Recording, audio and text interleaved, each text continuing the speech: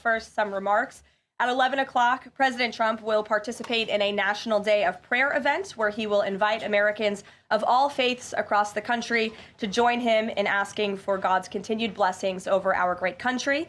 During the event, the president will sign an executive order establishing a Religious Liberty Commission.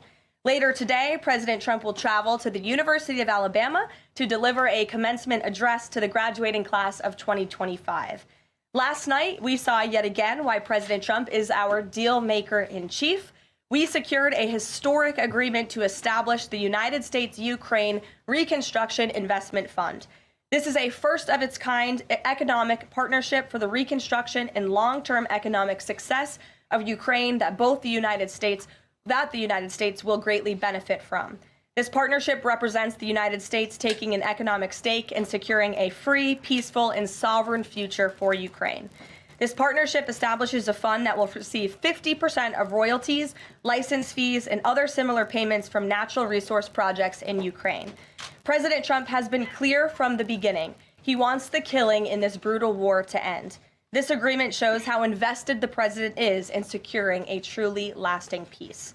To mark President Trump's triumphant first 100 days in office, we've detailed all week how President Trump has been hard at work delivering on the promises he made to the American people. And yesterday, the president once again showcased why he is the most transparent and accessible president in American history when he held his fourth open press cabinet meeting. Every cabinet secretary went into great detail, explaining how their respective agencies are making life better for American families and businesses. And then the president allowed all of you to ask questions on anything you wanted afterwards. One of the main reasons President Trump won nearly 80 million votes, swept all 7 battleground states, and received a resounding mandate from the American public is because of the contrast he presented during the campaign and continues to this day. Everything President Trump's agenda is grounded in one thing: common sense. While the Democrat Party went off the deep end and doubled down on pure craziness, President Trump pledged to restore common sense back to the United States of America. In a little more than 3 months, that's exactly what he's done. He recognized that America is a sovereign nation that cannot survive if it does not protect its territorial borders. So he secured the border in record time and ended the mass invasion of tens of millions of illegal aliens into our homeland. The president knows his top responsibility is ensuring the safety of the American people, which is why he's arresting violent illegal alien invaders in our communities who threaten our public safety. And it's unacceptable to President Trump to allow rampant waste, fraud, and abuse of Americans' precious tax dollars, which is why the president championed a historic DOGE effort that saved nearly $200 billion already. President Trump knows America is blessed with an abundance of liquid gold below our feet in the form of fossil fuels. So he ended Joe Biden's reckless war on American energy and is restoring American energy dominance to lower costs and strengthen our national security. President Trump believes Americans should be free to drive whatever car they want. So he ended Joe Biden's disastrous EV mandate and promoted true consumer choice. President Trump stood up for the Constitution's promise of colorblind equality before the law. So he terminated radical DEI preferencing and federal contracting and directed federal agencies to relentlessly combat private sector discrimination. DEI seeks to divide and pit Americans against each other based on immutable characteristics. President Trump put an end to it. In President Trump's America, individual dignity, hard work, and excellence are the only things that will determine if you get ahead. President Trump is a proud free speech champion, which is why he ended Joe Biden's trampling of free speech rights and the federal government's censorship of American speech on online platforms. The president believes college students have a right to speak their minds and go to school safely. Again, common sense. So he took bold action to protect Jewish American students from harassment by pro-Hamas radicals on their campuses. And President Trump knows that America's children are our future, and he'll never stop fighting for them. That's why he ended the radical, un-American indoctrination of children by eliminating support for divisive, radical gender ideology and equity ideology, and why the president protected parents' fundamental rights. And lastly, the president believes in fundamental biology. Isn't that something? Which is why he made it the official policy of the United States government that there are only 2 sexes, male and female. And because men and women are biologically different, President Trump ended the unfair, demeaning practice of forcing women to compete against men in sports and having their private spaces invaded. When President Trump completed promised a complete restoration of America and the revolution of common sense, he meant it. And over the next 100 days, get ready for historic trade deals, budget deals, and peace deals. For more on President Trump's common sense revolution, I will turn it over to our White House Deputy Chief of Staff for Policy, Stephen Miller. Stephen, thanks for coming in today. Thank you, Karoline. Great to be up here with you, and great to see so many familiar faces I've had a chance to get to know over a number of years as we gather this morning to continue our celebration of President Trump's unprecedented and historic first 100 days in office, what are without doubt the greatest 100 days to begin any American presidency in the history of this nation. This week, you've heard about the historic actions President Trump has taken to secure our homeland, to secure our sovereignty, to secure our economy and our supply chains and our industrial base. Today, you're also going to hear from me about what President Trump has done to secure our values, our culture, and our way of life from the unwavering assault from the radical left and the communists and the Democrat Party. One of the most significant crises that President Trump inherited upon taking office was the wave of racial discrimination, so-called diversity, equity, and inclusion policies that have taken over both public sector and private sector entities all across the United States of America. Perhaps the most dramatic example of this is that our air traffic controllers were being hired and promoted based on race and gender, not their ability to conduct our nation's air traffic. I would estimate that probably 90% of Americans would agree with the statement that airline safety should be based on your ability to keep, airline safety jobs should be based on your ability to keep planes landing and taking off and flying safely, not on what demographic box you check. President Trump has ended across the entire federal government all hiring, recruiting, retention, promotion, and training based on race and sex. This includes in our law enforcement agencies. So, again, when we took office, even in sensitive law enforcement, national security, and intelligence agencies, we were hiring individuals not on their ability to carry a weapon, not on their ability to keep Americans safe, not on their ability to conduct sensitive intelligence operations, but based upon race and sex. And obviously, that is unacceptable. It's going to be merit-based across the whole federal government. But this wasn't just the federal government. This was the private sector, and this was also, of course, our entire university and education system. So President Trump's Department of Justice, working with other departments and agencies, have made clear that this administration is going to fully enforce Title VI, Title VII, and Title IX of our federal civil rights code. Discrimination based on race and sex is prohibited by law, and this administration will vigorously enforce that. And companies, small or large, that violate plain text of federal statutes will face appropriate financial and other penalties. This administration is not going to let our society devolve into communist, woke, DEI strangulation. We are going to have a system of merit, which is not just a social and cultural issue, it's an economic issue. When you hire, retain, and recruit based on merit, as President Trump has directed, you advance innovation, you advance growth, you advance investment, you advance job creation, you create the best and safest product for all Americans. When a citizen goes to, say, a hospital in a medical emergency, they don't care what race or sex their doctor or their nurse is. They want the best treatment they can get in that emergency. When they're flying a plane or when they're on an aircraft, they want that pilot to be the best pilot, the safest pilot, not caring what that pilot's race or sex is. This applies across the whole government. In particular, looking at our university system, this administration has opened investigations into universities across the country for violating, we talk a lot about Supreme Court rulings, universities across this country are in plain and direct violation of the Supreme Court's ruling that affirmative action, as in racial quotas and set-asides, are illegal. Students must be admitted to universities on a color-blind basis. But we have demonstrated through clear evidence that our university system, including our medical schools, and perhaps particularly our medical schools, are engaging in race-based discrimination, racial set-asides, racial quota schemes, and other efforts to evade the Supreme Court's ruling, and again, the plain text of federal statute. The universities are on notice, and universities are already facing the financial consequences of their noncompliance with federal law. The clearest example that we're all familiar with, of course, being Harvard, which is engaged in repeat, systemic, and sustained violations of federal civil rights law. Another area of civil rights law that we talk about a lot, of course, is Title IX, sex-based discrimination. This administration ended the Biden administration's policy and the Democrat Party's policy of allowing men into women's sports, men into women's spaces. We are using every single legal and financial tool we have at President Trump's direction to make it clear that schools and universities are and will lose federal funds, as you've seen in Maine, if you allow men to invade women's sports and women's spaces. And this applies to our whole K-12 system. The Department of Justice is also coordinating with state and local law enforcement to fight child abuse in our school systems.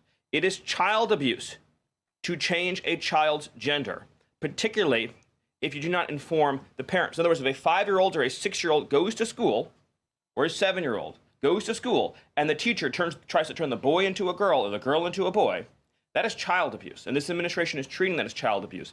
And it is a gross violation of parental rights. This also includes the administration's message to our hospital systems that they cannot and will not be allowed to use taxpayer dollars to perform chemical castrations and sexual mutilations of children. Castration surgeries, castration drugs, sterilization treatments of children are barbaric. They violate all sound medical ethics. They are completely unwarranted. They harm children for life irreversibly. It is child torture. It is child abuse. It is medical malpractice. And so the Department of Health and Human Services, under the leadership of Bobby Kennedy, as well as the Department of Justice and other departments of this government, are making clear to our medical providers and our hospital systems that you cannot use taxpayer dollars to perform these barbaric procedures on America's children. And HHS has systematically eliminated all of the junk, fake science that was produced under the Biden administration promoting sex changes on children, promoting the idea of sterilizing children. That's been cleaned out, that's been removed, and new guidance is being issued to doctors and hospitals advising them that they cannot perform these horrifying procedures, these irreversible procedures on our nation's children. We are also making clear in our prison system, male prisoners will not be allowed into women's prisons. The Biden administration promoted prison rape by putting men into female prisons. That is obviously insane, cruel, and unacceptable. And even though the Democrat Party and Hakeem Jeffries and the Democrat media continue to fight to put men into women's prisons, this administration will not allow that. And will not allow men, as well, in our K-12 system, into women's private spaces and restrooms. We have seen horrifying example after example of young girls being sexually assaulted because school districts have allowed men into women's and girls' private spaces. This administration, President Trump, is at the forefront of protecting women and protecting girls. And nowhere is that clearer than when we are talking about fighting radical gender ideology. This administration is also fighting to get critical race theory out of our school districts. Children will be taught to love America. Children will be taught to be patriots. Children will be taught civic values for schools that want federal taxpayer funding. So as we close the Department of Education and we provide funding to states, we are going to make sure that these funds are not being used to promote communist ideology. For any nation to be successful, it cannot teach its children to hate themselves and to hate their country. So these are a few of the areas in which President Trump has fought the cancerous communist woke culture that was destroying this country, where we were led to believe that men were women, that women were men, that racial discrimination was good, that merit was bad, and that safety and physical security mattered less than the feelings of liberal ideologues. The president has also fought to return the Department of Justice to its core mission of protecting public safety and locking up violent criminals. instead of using the Department of Justice to target conservatives, to target Christians, to target people of faith. The last administration cruelly and shamefully used the power of the Justice Department to go after law-abiding Americans, in particular Trump supporters, conservatives, and Christians. That persecution has ended. The Department of Justice and the FBI are back in the business of going after bad guys, of going after gangs, of going after criminals, and keeping Americans safe. Let me just conclude before taking questions by noting that when you look at the sweep of the first 100 days, every single crisis that has afflicted America for years, sometimes decades, sometimes generations, this president has fought head on. He has taken on every entrenched power structure and system all across this government, this swamp, this town. That includes, of course, the DOGE efforts to slash corrupt, wasteful government spending, graft, and corruption, and to stop billions of taxpayer dollars from going to radical left NGOs. These are left-wing nonprofits that are used to advance illegal immigration, to advance open borders, to advance gender ideology, and to advance all of this insanity that has been turning our country in the wrong direction for so many years. President Trump took head on the trade crisis afflicting this country with the destruction of our manufacturing and industrial base, the shameful betrayal of the American worker by Joe Biden and the globalists that sent all of our supply chains overseas. He took head on the catastrophe of mass, unlimited illegal immigration that was turning us into a failed third world state, and achieved the lowest level of illegal immigration in recorded history without even a close second.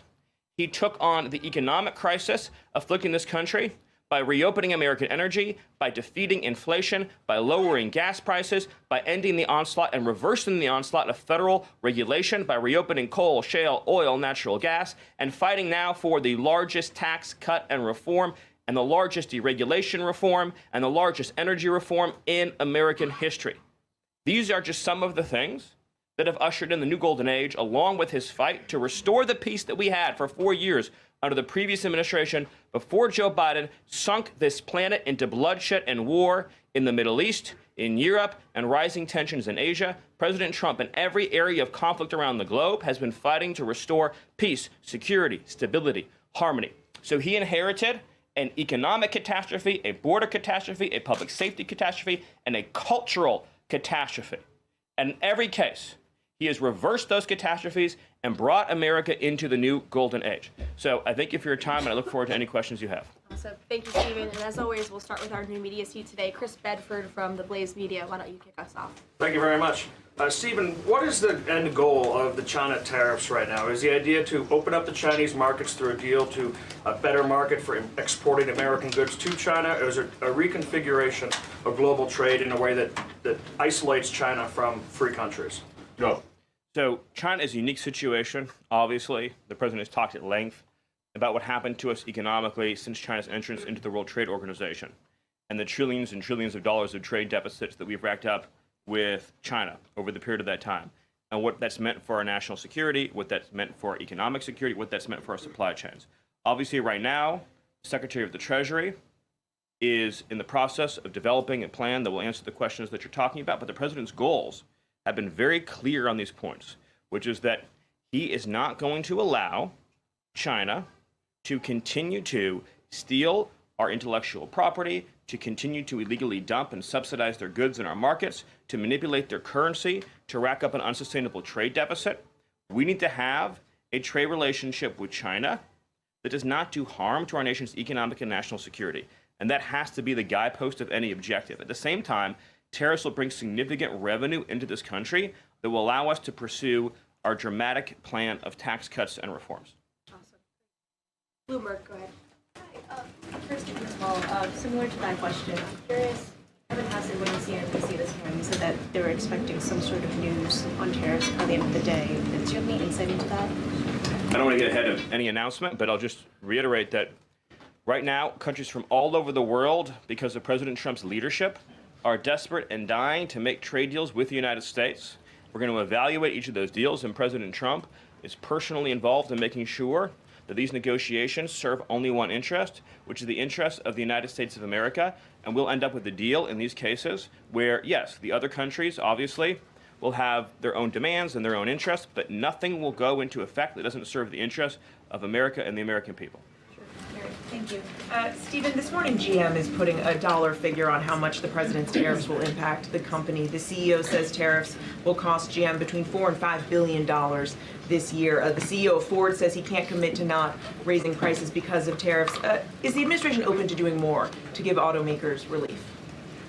The question, unfortunately, misses the entire point, which is that U.S. automakers have announced dramatic investments and expansions inside the United States.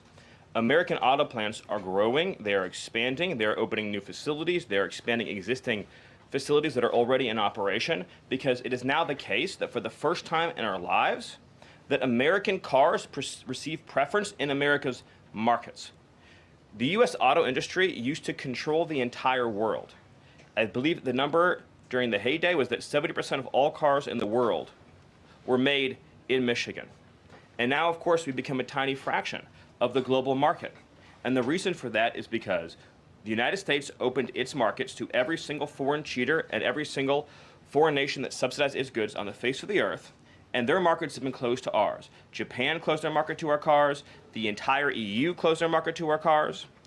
South Korea closed their market to our cars. All of the countries I just mentioned have tens of billions of dollars of annual trade deficits in automobiles with the United States. These are supposedly pure nations, nations that have at least a somewhat equivalent per capita GDP. So it is impossible under the terms of fair trade, if you have two nations with similar per capita GDP, to have such uneven trade flows in automobiles. What the president has done with his car tariff, we have the most desirable market in the world, is if you want to sell cars tariff-free, tax-free to our market, your plant has to operate in the United States. The only alternative to that is to have no U.S. automobile industry whatsoever, which is where this was headed, to be clear. If we stayed on this current path, within a few years, there would have been no U.S. automobile industry. And what little was left of it would have been in Mexico.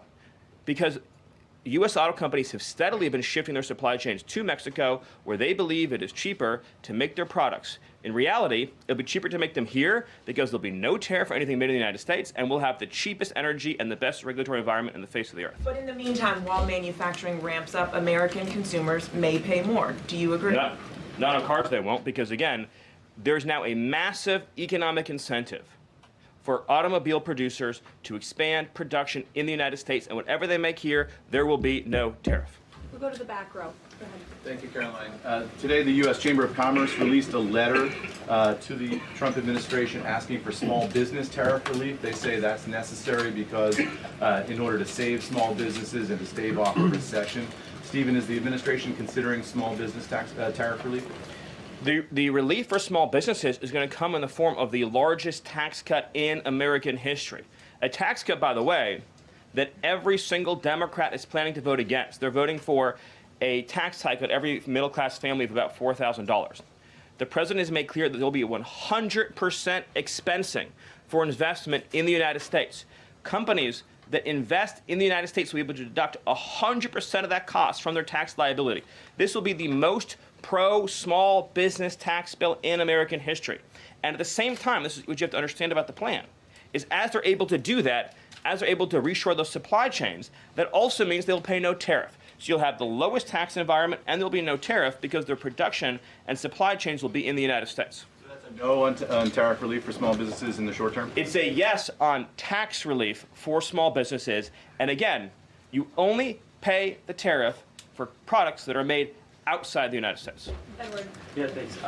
So on the rare earth mineral deal that was signed last night, when can that deal be operationalized? What's the time frame? And what kind of leverage does that give Ukraine over Russia?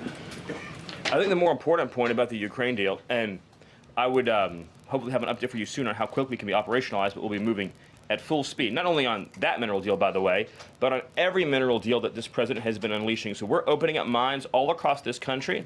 We're also pursuing energy and mineral deals all over the world.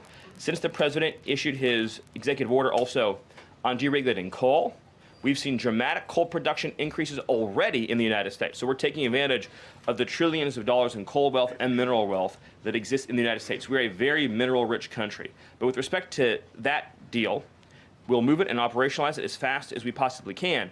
But it's meant to pay back the United States. This is the key point. For the hundreds of billions of dollars that our taxpayers have spent subsidizing the war in Ukraine. So it is repayment to the United States. And that's one of the most important points to understand about it. What's the leverage? Does it give? What kind of leverage does it give? The president's goal, again, is to end the killing, to achieve a peace settlement. That remains, of course, the overriding objective. Thank you so much, Karoline. Thank you, Stephen. for Thank being you. here. This administration has stressed the need for price transparency for things like healthcare bills and concert tickets. So why is it a political and hostile act for Amazon to display price transparency on consumer goods? Well, I think it's the wrong way of looking at it, which is why would, first of all, that proposal is gone now. But why would Amazon, of all the different things that go into a theoretical price input, right? For example, does Amazon list the cost of California's regulations on everything made in California? Anything you make in California, you have a massive price increase because of the healthcare regulations that are unworkable in that state, because of the labor regulations that are unworkable in that state, because of the subsidies that go to illegal aliens in that state, because of all the bureaucracy. So anything being produced in California has a massive built-in price hike. So why wouldn't Amazon have a list saying if you purchase it in California instead of in Alabama, this is the premium that you pay? That you pay. This was a clear attempt by whoever proposed it originally, I don't know, because Amazon says they were never going to do it, to try to undermine our trade negotiations with China. I'll make another important point on this, which is that there's been many complaints about the fact that there are a lot of products that are sold on Amazon that are actually rip-offs of American products that are then stolen by China, and then they take our IP and they put them into products to try to undersell our manufacturers. So to the extent that we are engaged in labeling issues on Amazon, I would say that would be the most significant one to fix, is making sure we're not undercutting American consumers. And then one on Abrego Garcia, please. The administration is reportedly inquiring about his return. Is that to check a box for compliance, or does President Trump want him back on U.S. soil, or both? So, as Secretary Rubio said yesterday in the cabinet meeting, this administration is not going to publicly discuss the inside details of our foreign policy and negotiations with a foreign country. And in particular, we are not going to allow a district court judge to try to become the Secretary of State.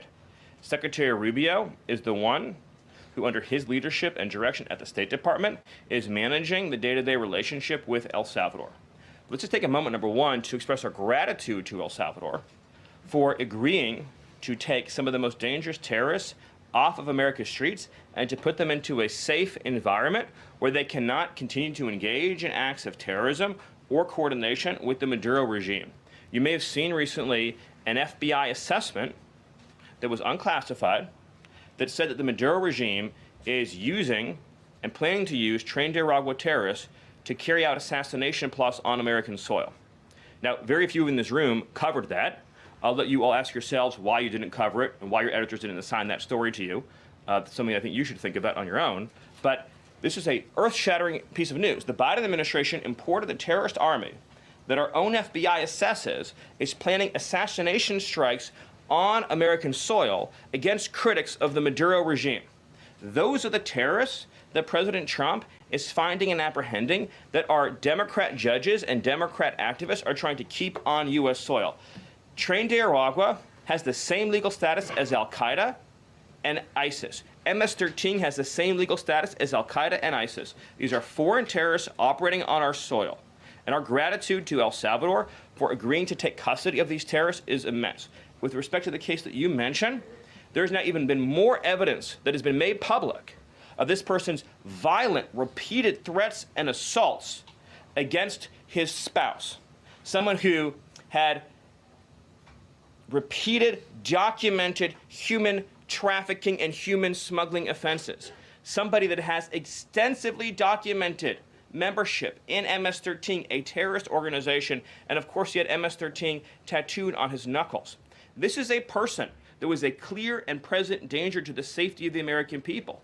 And it is a sad reflection on the state of our media and many of the outlets represented in this room that you obsessively try to shill for this MS-13 terrorist, well, no coverage occurred in your papers about any of the Americans that were raped and tortured and murdered by the illegals that Biden was importing into our country. You know, you talk about due process. The Biden administration made the decision to give extensive due process to 2 trained Nicaragua terrorists that were apprehended at the border just a couple years ago. They were 2 gentlemen. They were from Venezuela. They were members of trained Nicaragua. The Biden administration Border Patrol apprehended them and made the decision to provide them with extensive due process, put them onto a program known as supervised release, and put them on ankle monitors so that they could go through a lengthy legal, judicial determination as to whether these legal aliens who had just set foot on U.S. soil might want to live in the United States for the rest of their lives. What was the result of that decision? What was the result of that choice that was made? Those 2 men kidnapped a young girl named Jocelyn Ungary from her family. They beat her, they sexually assaulted her, they tortured her, they stripped her, they murdered her, and they dumped her body. That is what the Biden administration's policy was. Most of your papers never covered her story when it happened. To the extent that you covered it at all, it was because President Trump forced you to cover it by highlighting it repeatedly over and over again. He had to shame you into covering it. And each and every one of you that sides over and over again with these MS-13 terrorists, to the extent that you have the financial means to do so, you all choose to live in condos or homes or houses as far away from these kinds of gangbangers as you possibly can. If I offered any one of you a rent-free home with no taxes to pay in any of these gang neighborhoods, and I said your neighbors are MS-13 terrorists or Mexican mafia or Sinaloa cartel or trained Nicaragua, I couldn't pay you to live there. But yet you, with your coverage, are trying to force innocent Americans to have these people as their neighbors, and that one day their daughter may be abducted from their home and raped and murdered. So you're not going to get an ounce of sympathy from this administration or President Trump for the terrorists who've invaded our homes and our country. Awesome. Thank you. Peter, we'll take a couple more questions. A couple questions on DOGE, of course, because that's the topic that you're here to speak about. But I want to ask you one other question about the topic of prices. We heard from the president on this just yesterday, right now, on prices and the risk that there could be some short-term, as he said, shortages. He was referring specifically to dolls. What do you tell Americans right now, Stephen, who say they can't afford to, in the president's words, be patient? Americans who voted for President Trump on his promise that he would lower prices across the board on day one. But he did lower prices across the board on day one. Well, grocery prices last month went up 0.4%, of course. So I mean, just across the board, not exclusively eggs. Inflation, as you would acknowledge, is down substantially. Gas prices are down substantially. The new GDP report showed a 22% record increase in investment in the United States of America. So all of the, and don't even, egg prices, of course, which was all you guys talked about for a few days, I think are down like 80%. The reality is that we can either surrender economically to China, or we can reclaim and reshore our manufacturing base and our industrial needs. And it's not just China. In the event of any national emergency, this is the president's first duty as commander-in-chief. In the event of any national emergency, we cannot be reliant on foreign countries for steel, aluminum, energy, technology, any of the essential components that we need to keep this country running. He is fulfilling his duty as commander-in-chief that every president before him had failed to fulfill or even actively betrayed. And despite inheriting all of this, as I mentioned, inflation down, jobs up, and particularly, by the way, jobs for American workers. So for the first time, you look at these jobs reports, the government workers are going down, which artificially, of course, increased previous job totals.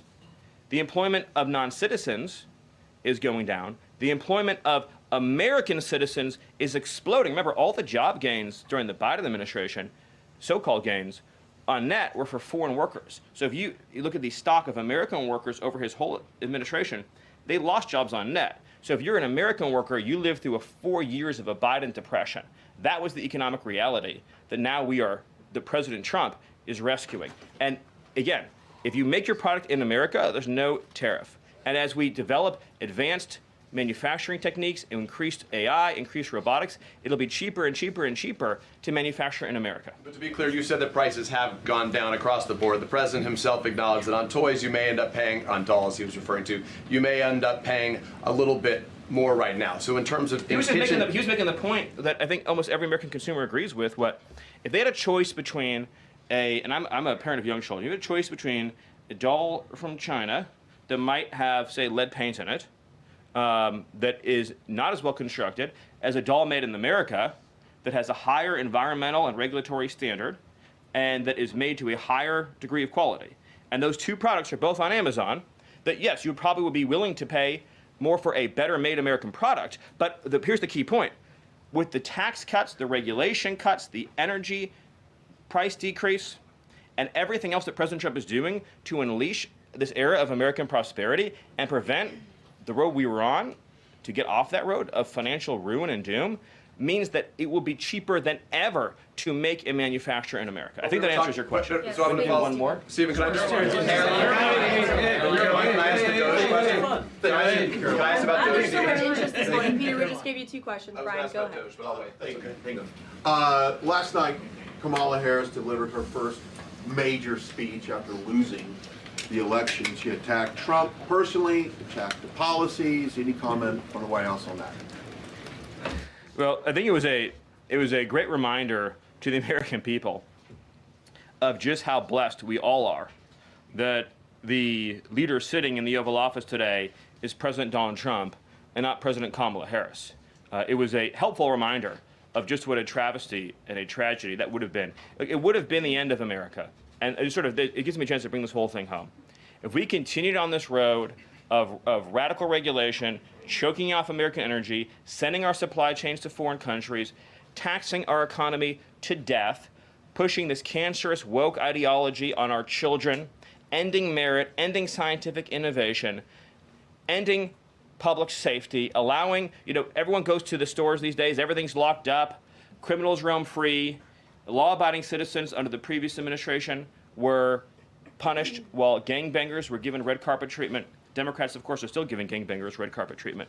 And then the border invasion. If those policies had continued, it would have been the end of the American Republic. And the only thing Americans want to hear from Kamala Harris is an apology for joining Joe Biden, and remember, she was the border czar, joining Joe Biden in aiding and abetting the invasion of our country.